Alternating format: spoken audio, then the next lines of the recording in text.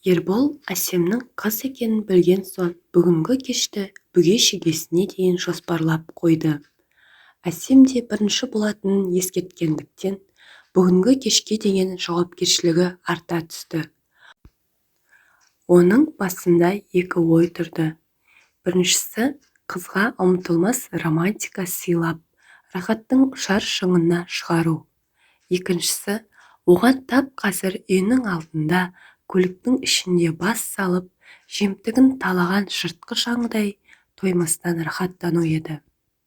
Бірақ ол осыған дейін басқа қыздармен үнемі солай жасайтын, және ол қыздар пәктігін Ерболға дейін жоғалтқан, өзі сияқты қызы қуып жүргендер еді.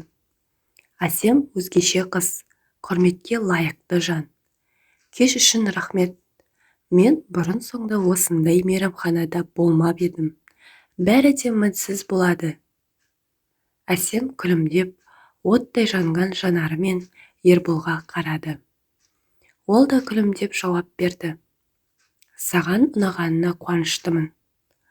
Ол қызға жақындай бере, сүйместен өткір көзімен қыздың жанарына ұзақ тапжылмастан қарап тұрды. Бұл көзқарас Әсемнің жан дүниесін астан-кестен қылды. Кіндіктің астында көбелектер ұшты деу жай ғана сөз. Ол оның асты тап қазір алай-дүлей болып, қанағат таппаған құмарлық отына күйіп жатты. Қыз сүйісуге бірінші ұмытылып, жігіттің еріне жапса кетті. Басында нәзік әрі ақырын, ал кейін Ерболдың тілі ішке енген соң сүйісу құмарлыққа айналды. Демалысы өзгеріп, Әсем Ерболдың қолы оның арқасында, кейін оның беліне жеткенін сезді. Белі өзінен өзі иіле қалып, одан да көбін қалап тұрғанын сездірді. Кеттік пе, деп ақырын ғана Әсем. Ербол қыздың құлағының түбіне дейін жақындап, ыстық демімен қыздың бойын елте түсті де, менімен бос пәтерде жалғыз қалуға қорықпайсың ба деп сыбырлады.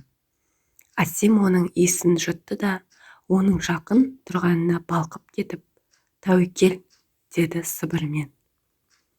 Пәтерге кіре сала, олар үнсіз ғана аяқ киімін шешті.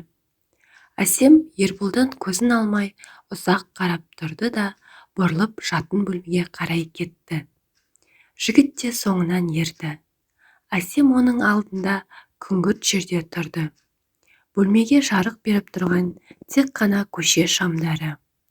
Кішкентай ғана қара көйлек оның дене бітімін әдемі көрсетіп тұр. Жалпақ бөксе, тығыншықтай анары. Қыздың өзі арықша келген, тартымды, қалың қара шашы толқындатып иығынан асып төгіліп тұрады. Ербол тап қасына келді. Ішінде бәрі астан-кестен. Әсем еркекке тән сондай жағымды иісті сезді. Оның қою қара көздерінен құмарлықты көргендей болып тұр. Әсем басталар сәтті күтіп тына қалды. Сен сондай сұлусың, деді, құмарлықтан дауыс қырылдай шығып. Ербол ақырын ғана оның иегін көтерді де сүйіп алды. Оның тілін қыздың ішінде құмарлық отын тұтатып, сенімді жүре берді. Бір қолымен арқасынан аймалады да, екінші қолымен шайлап бетінен сипады. Кейін мойнымен төсіне түсті де, анарын сипай кетті. Ербол не істеп жатқанын білетіні анық. Оның қимылынан қыздың іші өртеніп бара жатыр. Әр қимылы жанартаудан лава атқылағандай жан-жағын күдіріп жандыруда. Әсем ыңырсыған даусын жасыра алмады. Ербол күлімдеп Әсемнің көздеріне қарады. Ерболға қыздың оның әрбір қимылына жасаған реакциясы, жігітті қатты қалауы ұнап барады. Ол қыздың бұйра шашын мойнынан алып тастады да, ернін апарып сүйе кетті. Қыз дұрыс дем алудан қалды. Ол жоғары көтеріліп, тілімен құлағының ұшына көшті. Ыңырсыған дауыс қайта шықты. Әсем жігітке жапса кетті. Маған аңқылың ұнайды, өзіңді тоқтата берме. Бұл неге одан сайын қоздырады. Әсем іш киімі баяғыда суланып қойғанын аңғарды. Ербол құлағын, мойнын иығынан сүйіп жалғастыра берді. Тіпті Әсем оның көйлегін қашан шешіп тастағанын байқамай қалды.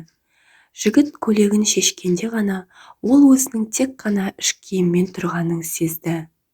Оның шыныққан бұлшық еттерін көріп, қайтадан тынысы тарыла кетті. Тезірек оның темірдің прессіне жанасып, оның қайратты қолдарын өзінде сезгісі келді. Ол сондай әдемі. Ербол Әсемге жақындап, шалт қимылмен төсекке жатқыза салды. Ол оны құмарлана сүйе бастады. Қыз жігіттің иығынан құшақтап алды. Ол өзінің қайратты қолымен оның анары мен көтін мыжғылай берді. Әсем оның қолы денесіне тигеннен балқи берді. Оған қазіргіден де жақын болғысы келеді. Бұдан да зорғысын қалайды.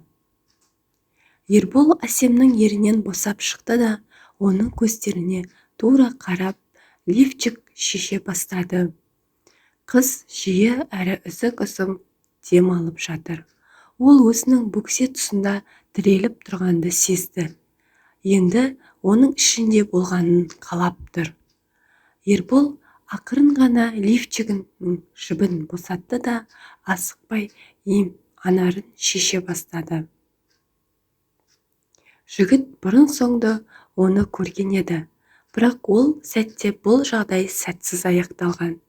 Әсем де сол кезде өзінің пәк екенін жеткізген еді. Ол кезде Ербол оның анарын дұрыстап қарап та, рахатын сезіп те үлгермеді. Ал енді Ербол жып-жұмыр, ешкімнің әлі қолы тимеген анарларын қыса түсті. Бұл қазынаның жалғыз ғана иесі өзің екенін сезіну, өзінше бөлек рахат сезім сыйлайды екен. Жігіт анарын алақанымен орап алды да ақырын ғана қысып жіберді. Әсем бүгіле қалып, еркектің иығына одан сайын жабыса кетті.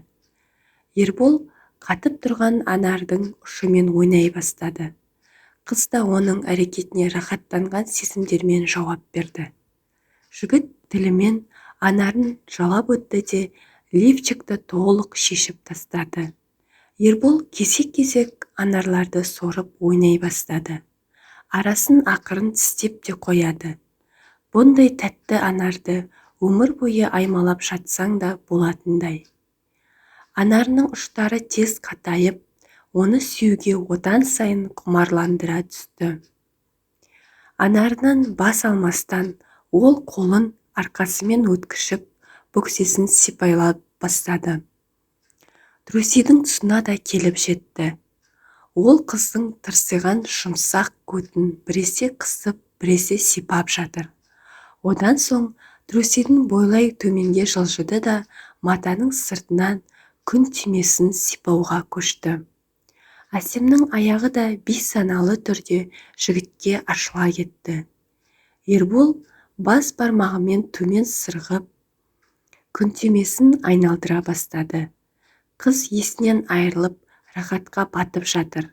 Жігіт қыздың күн түймесін тексеріп өтіп, оның қатты суланып жатқанына риза болды.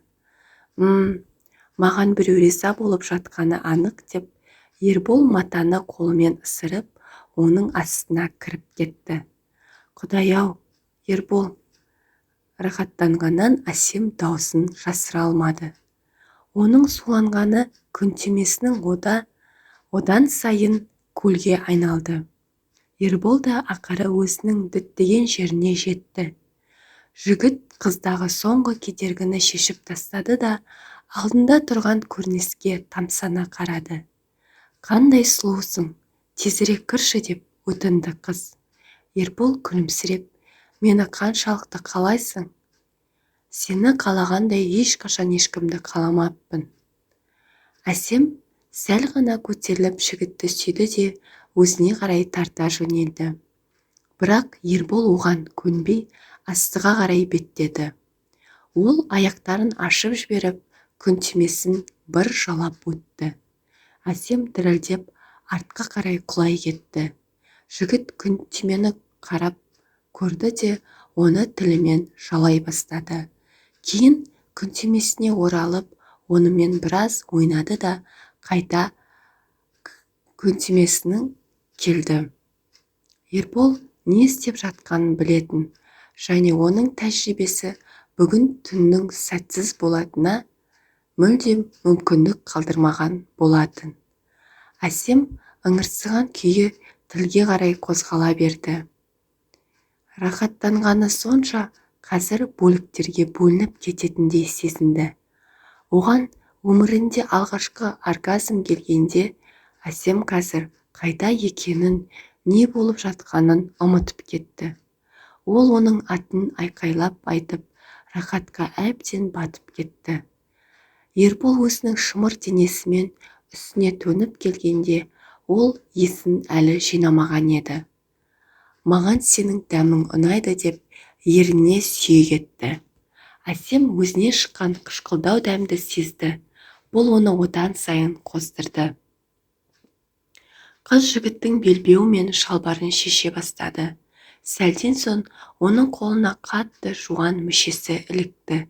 Ол мүшенің сондай үлкен болғанына және ұстағанда қолға жайлы екендігіне таң қалды. Әсем ақырын мүшесін аймалап, жұмыртқаға қарай көше бастады. Ерболдан ыстық дем бұрқ ете қалды. Ол шалт қимылдап Әсемді төсекке жатқызды да аяғының арасын ашып жіберді. Ақырын жақындап, ыстық мүшесінің ұшымен суланған күнтименің басына жақындады. Содан кейін мүшесінің ұшымен күнтименің әрлі-бері сипалай бастады. Әсем рахаттан басы айналып, әрең демалуда. Мүшенің оның кіруі керек жеріне әркез жақындаған сайын оған қарай ұмтылып, оның ішіне тезірек кіруін қалап жатыр. Бірақ Ербол асықпады. Ол қыздың құмарлығын одан сайын күшейте түсті. Әсем қалағаны соншалық ыңырси берді. Оның гүлі де толықтай ашылып қойған. Жігіттің мүшесі оның суымен әбден суланып тұр. Ербол сондай тар, ыстық әрі суланған күнтименің ішіне өзінің мүшесінің басын сәл ғана салды. Әсем ыңырси кетті. Тағы. Ербол ішке қарай ене берді. Қыз шыңғырып қозғалып кетті. Ербол тоқтап қалды. Тоқтайын ба? Әсем аяғымен құшақтап алып, құмарлана сүйді. Ешқашан, өтінем, тоқтамашы. Ербол да қозғала бастады. Басында ақырын, асықпай, жаңа бір жерді басып алғандай, өзіне тиісті кеңістікті толтыра берді. Кейін жылдам әрі соққылай жөнелді. Әсем жаңа сезімдерден дем ала алмай қалды. Оған бір мезетте әрі ауыру, әрі рахаттану сезілді. Бұл әлемге тән емес, сезім оны басқа әлемге ұшырып әкеткендей. Қыз жігіттің тастай қатты бұлшық етін құшақтай қалып ыңырсып жатыр. Мүшесінің әрбір жаңа itергені анарының әрлі-бері сандалтып, анарының ұштары оның денесіне тиіп, қыздың денесі мен жанын рахатқа бөлеп барады. Жаным, я, жаным. Оргазмның жаңа толқыны келіп, Әсемді басқа бір әлемге өзімен бірге ала кетті. Артынша Ербол да бітірді. Демдерін қайта қалыпқа келтіруге біршама уақыт кетті. Қалайсың? Деп сұрады Ербол. Қыздың қасында жатып, қолының сырт жағымен қыздың анарын сипап жатыр. Керемет, рахмет саған, деп шынайы сыбырлады Әсем. Алған әсерден әлі бойын жинай алмай.